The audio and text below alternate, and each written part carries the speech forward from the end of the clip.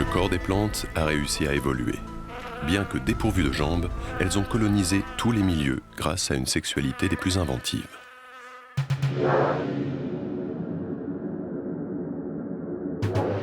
Elles ont 3 façons de se reproduire. Sans sexe, en produisant des jeunes plantes à partir d'elles-mêmes.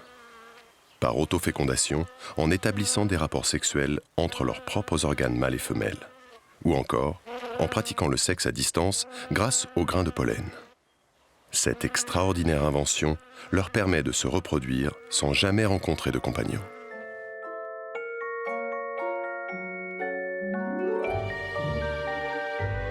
Une simple capsule protège les spermatozoïdes et leur permet de voyager de fleur en fleur grâce à l'aide d'un insecte, d'un oiseau ou d'un mammifère pollinisateur.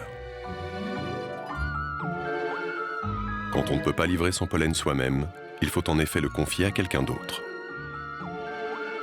En guise de récompense, la plante offre le nectar. Les grains de pollen sont très divers, à tel point que vous pouvez reconnaître les espèces sur leur base morphologique, un peu comme les empreintes digitales pour les êtres humains. Donc, si vous avez 250 000 espèces de plantes, vous aurez presque autant de formes de pollen. C'est l'un des grands mystères de la biologie végétale. Pourquoi sont-ils si différents? Peut-être s'agit-il d'adaptation à des conditions légèrement différentes. Il y a donc un prototype initial ou une morphologie initiale du grain de pollen qui a évolué et ceux-ci se sont alors diversifiés. Le pollen peut survivre plusieurs jours dans des conditions extrêmes.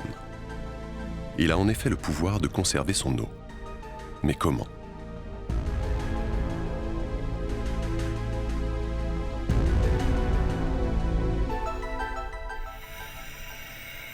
Le docteur Jacques Dumay a trouvé une explication en observant la structure du pollen au microscope électronique.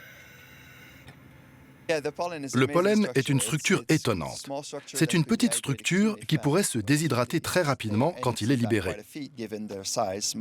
Le fait que cela ne soit pas le cas est un véritable exploit étant donné sa taille. Vu les conditions, la plupart des cellules devraient se ratatiner et sécher en quelques minutes. Pour se protéger, il se replie en fait sur lui-même, tout comme un origami. Il devient ainsi étanche et peut alors parcourir de grandes distances sans perdre son eau. Jacques Dumay poursuit ses investigations sur les fougères dans de grandes serres situées sur les toits d'Harvard Forest, une émanation de la célèbre université d'Harvard.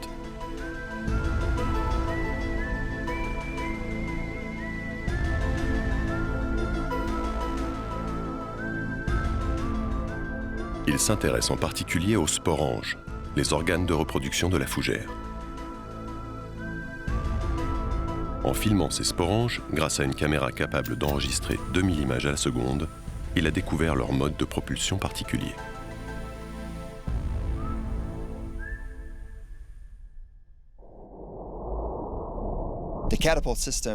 La catapulte est vraiment une grande idée.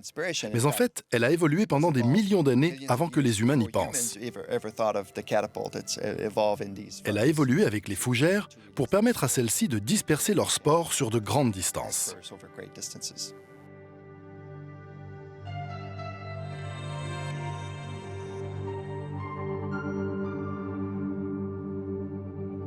Ne compter que sur sa propre force, c'est aussi le cas du géranium qui expulse ses graines à plus d'1 mètre de distance. Ou encore du concombre sauvage qui détient le record du monde du lancer de graines avec près de 10 mètres.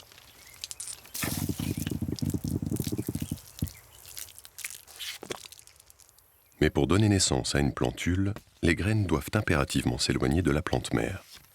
En effet, concurrence oblige, elles ne bénéficieraient ni d'assez de lumière, ni de suffisamment d'eau pour croître.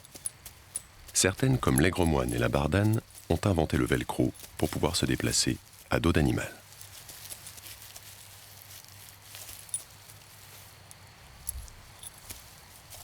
En plaçant la bardane sous l'œil du microscope électronique, on s'aperçoit que chaque piquant est muni d'un crochet.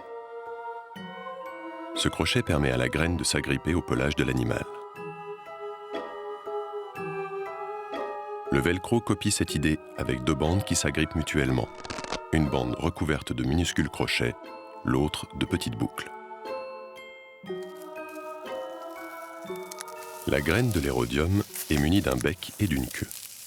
Elle semble se visser dans le sol grâce au mouvement de sa queue qui s'enroule ou se déroule en fonction de l'humidité.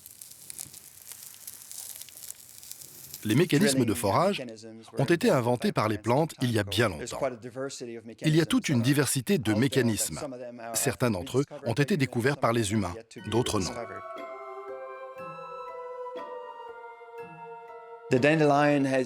La stratégie du pissenlit, c'est de garantir une dispersion quasi certaine. Si vous comptez sur les animaux ou d'autres choses, vous êtes quelque peu dépendant de l'environnement. Le vent, lui, est toujours présent, même faible, et il peut vous transporter sur de grandes distances s'il est violent. Ainsi, en l'utilisant, vous êtes à peu près garanti que vos graines seront ramassées et déplacées quelque part.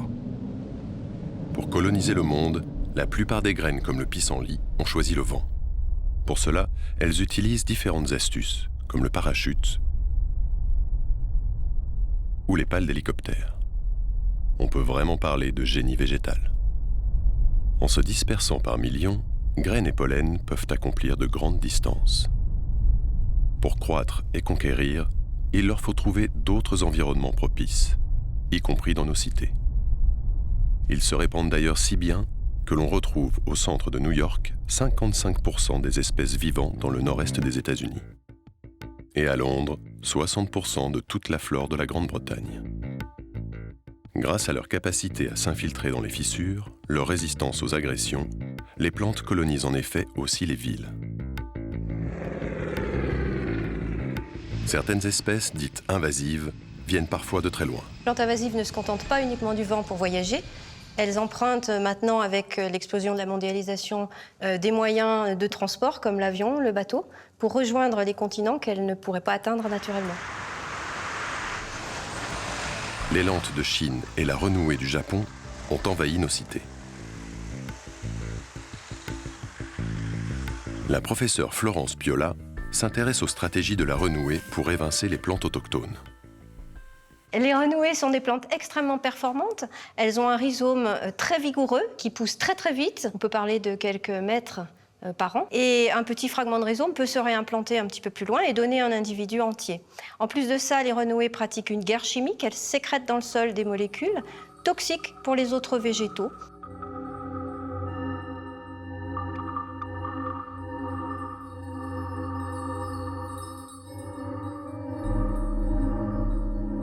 Affaiblie par les toxines, la plante autochtone se développe alors nettement moins vite que l'invasive qui prolifère. En Europe, les renouées qui viennent du Japon arrivent avec un cocktail chimique que les plantes européennes ne connaissent pas. Alors qu'au Japon, les plantes qui vivent avec les renouées ont eu le temps de s'adapter à ce cocktail chimique et cohabitent parfaitement bien avec les renouées. D'autre part, les renouées prolifèrent davantage dans nos villes que dans leur milieu d'origine, car elles sont libérées de leurs ennemis naturels. De plus, elles s'associent avec d'autres envahisseuses. Les renouées s'associent avec des fourmis invasives qui ne viennent pas d'Europe. Et on a constaté que ces fourmis viennent boire le nectar sécrété par les tiges de la renouée.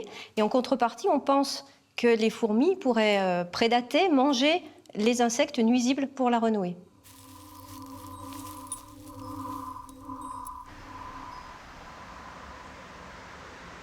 Mais la renouée n'est pas la seule plante invasive indésirable.